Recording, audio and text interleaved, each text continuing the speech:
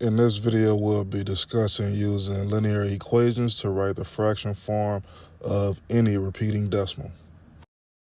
So we have 534 thousandths with a bar notation above, and we want to be able to write that as a fraction. So first, we want to write that x is going to represent our decimal, which is 534 thousandths with the bar notation over it.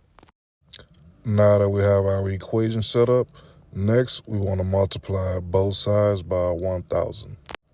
This is called the multiplication property of equality, and the reason we're multiplying this by 1,000 is because once we get to the addition property of equality, we want our decimal to equal to a whole number.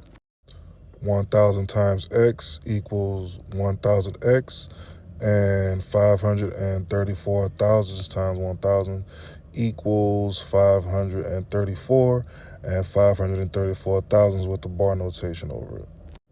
Next, we want to subtract both sides by x, and this is called the addition property of equality.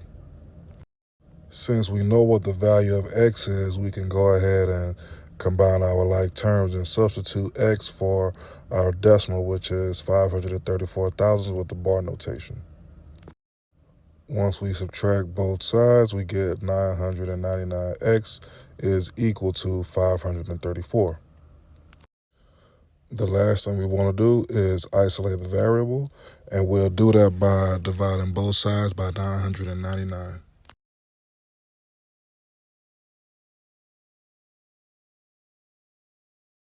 So x is equal to 534 over 999, and this is the fraction form of 534 thousandths with the bar notation over it. Now let's take a look at a number where all the numbers behind of the decimal do not repeat. So here we have 3 and 15 thousandths. So we want to start off the same way. Let x represent 3 and 15 thousandths, and don't forget the bar notation that's over the 15 thousandths. So we set up our equation, x equals 3 and 15 thousandths with the bar notation. So the first thing we're going to do this time is use the multiplication property of equality and multiply both sides by 10. And the reason that we're multiplying by 10 is because the only thing we want behind the decimal are those numbers that repeat. So now we have 10 times x is equal to 30 and 15 hundredths. Now we're going to put this to the side because we're going to use it later.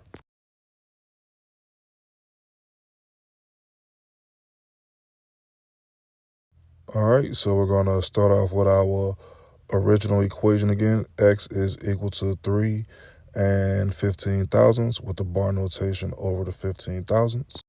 And we're going to use the multiplication property of equality again and multiply both sides by 1,000 this time. And the reason we're multiplying by 1,000 is so we can get that whole number once we get to the addition property of equality. So 1,000 times x is equal to 3,015 and 15 hundredths with the bar notation over the 15 hundredths. Next, we're going to subtract both sides by 10x using the addition property of equality. Now we're going to combine our like terms since we know what the value of 10x is. So we substitute 10x for 30 and 15 hundredths with the bar notation. So 1,000x minus 10x gives us 990x, and 3,015 and 15 hundredths minus 30 and 15 hundredths gives us 2,985. So now we have the equation 990x is equal to 2,985. And the last thing we're going to do is isolate the variable by dividing both sides by 990.